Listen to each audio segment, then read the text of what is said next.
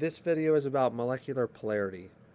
Molecular polarity determines how molecules interact with each other at the molecular level. A really important vocab word here is called electronegativity, and this is the ability of an atom to draw electrons towards its nucleus. The more electronegative an element is, the more it wants electrons. So we know that every element is different. Therefore, every element has a different electronegativity value associated with it. Your general trend for electronegativity up and to the right is the most electronegative element. So within a group, as you go up a group,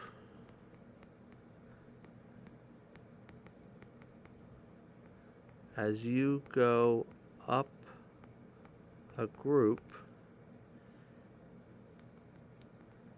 is more electronegative. And then for a period, as you go across, meaning from left to right, it is more electronegative. So that is the trend. Fluorine is the most electronegative element. If you notice on this table, all the way to the right are the halogens here. This is group 7A. So what happened to the noble gases? Recall that the noble gases are inert. They do not react with anything. They do not want any electrons. So their values are just ignored. That is your group trend. And that is your period trend.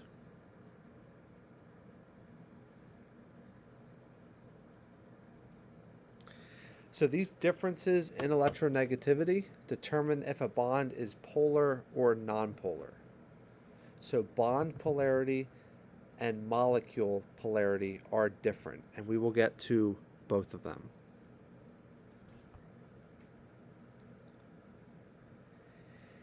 If you have two elements with widely differing electronegativities, this leads to what's called partial charges.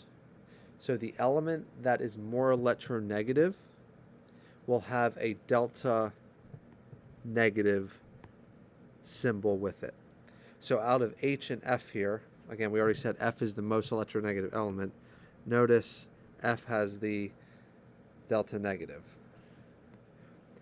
And then the element that is not as electronegative would have the positive sign. And that is just showing where the electron cloud is going to be distributed towards. If you can see here, your electron cloud is bigger to the right at the blue. Here with H2, just picture two H's bonded to each other. They're the same electronegativity. So that is an even distribution. Notice how this is evenly spread. That is nonpolar. Nonpolar is even distribution. And then polar is uneven.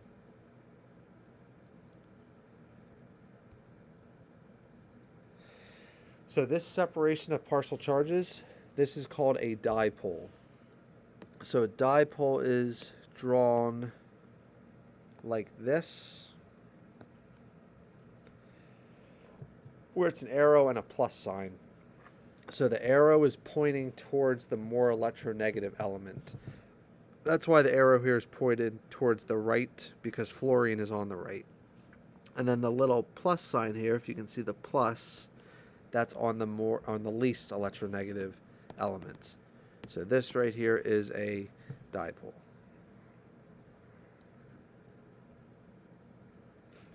Nonpolar bonds, even distribution. There's no dipoles, no partial charges. Their electronegativity values are very similar. Now, how do we know how similar they have to be?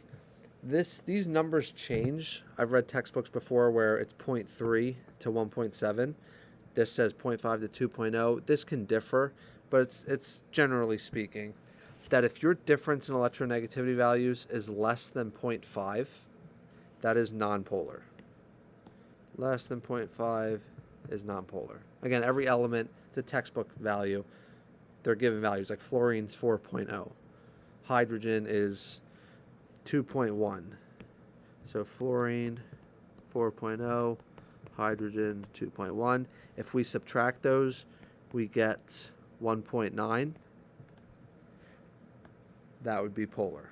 Between 0.5 and 2.0 is polar. And then greater than 2, you would have an ionic bond.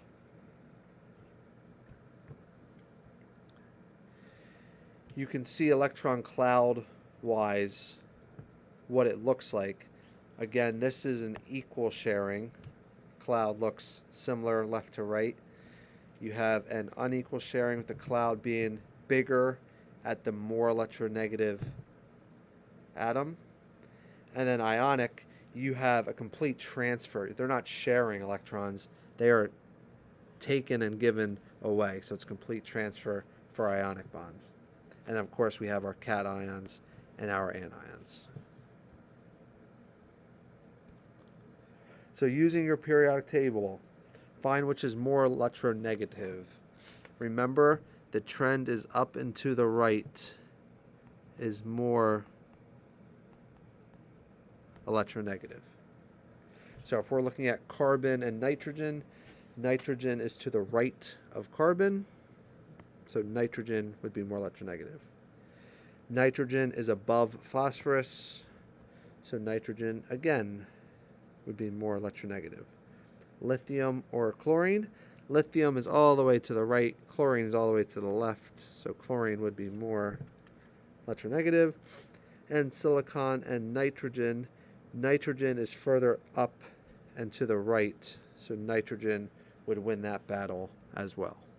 So pretty easy trend to identify. Now we're going to place a partial positive and partial negative charge on the atoms in these polar bonds. So remember, it's going to look like this or this. You can practice drawing that. So we just need to know which one is more electronegative. Cl in this case is more electronegative, so that will be our negative, and H will be our positive. Out of C and N is more electronegative. And we know F is the most electronegative, so that will always be the minus if it's there. So that is just for bond polarity. Now we're looking at molecules. So molecules can also be polar or nonpolar. A nonpolar molecule is either a molecule with all nonpolar bonds. So if every bond is nonpolar, it's a nonpolar molecule. Pretty easy. The tricky part is if the molecule has polar bonds, but they are symmetrical. So symmetrical geometry with polar bonds, it is a nonpolar molecule then. So I like to think of this to help myself. Symmetry equals nonpolar. What happens is the polar bonds cancel each other out, resulting in a nonpolar molecule.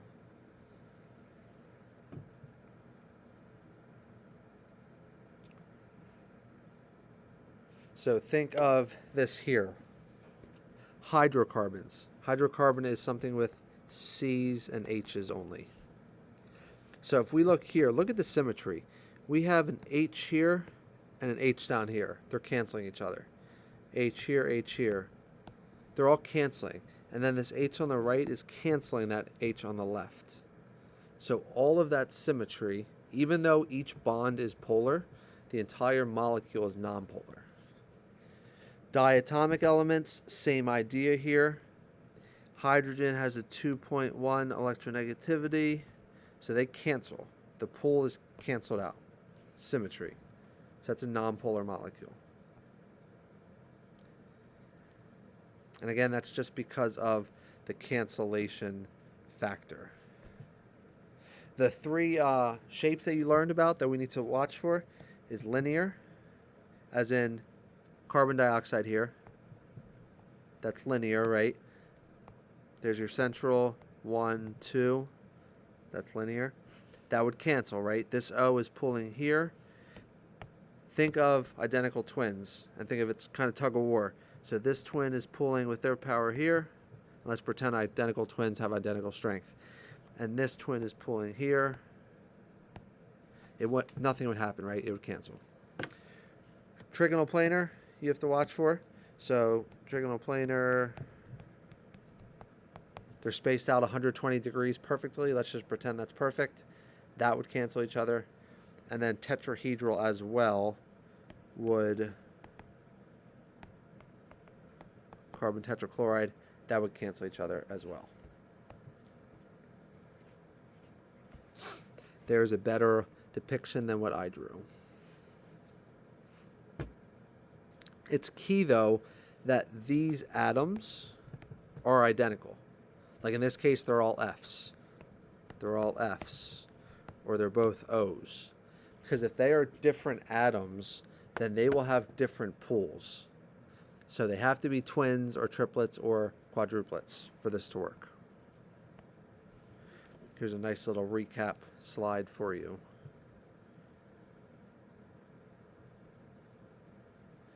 So that's for nonpolar. A polar molecule is a molecule with one polar bond.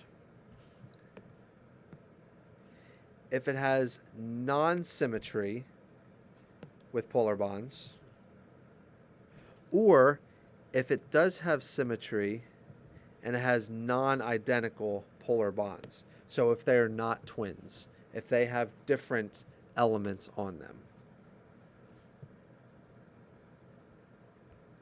So here are examples here. So notice this guy, still trigonal planar, but this O here has a different pool than these H's do. So they do not cancel then. If this O was another H, now that's nonpolar. But because it's different, it's polar.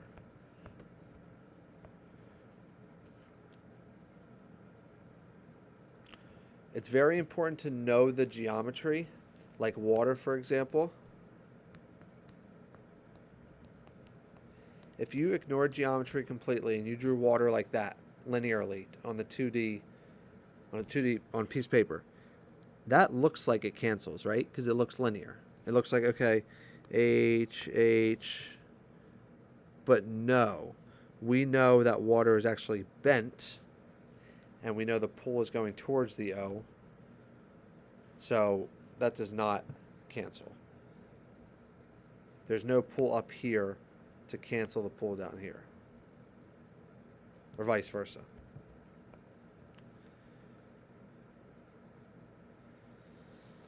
And same idea here. This guy is the reason that it is not symmetrical. If that was an F, it would be nonpolar. There's a nice recap slide.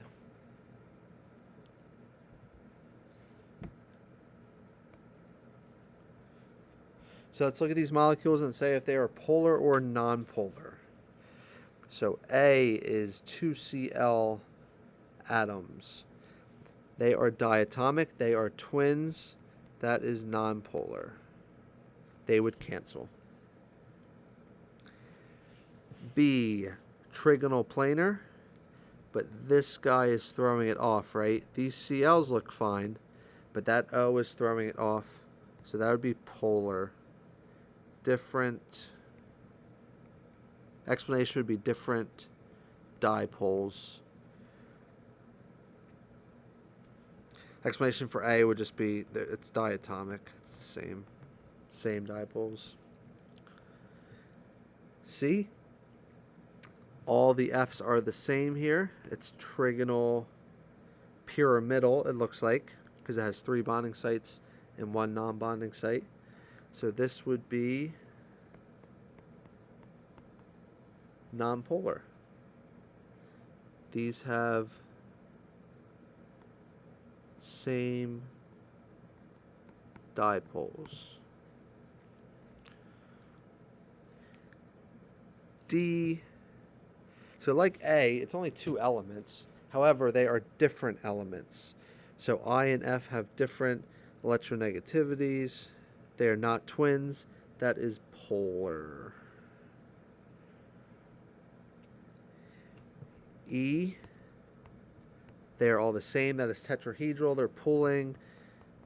That would cancel their symmetry there. That is nonpolar. Their symmetry, identical dipoles. And F, just like E except a different geometry. This is linear, but you have two twins pooling. That would cancel, so the explanation would be the same for F.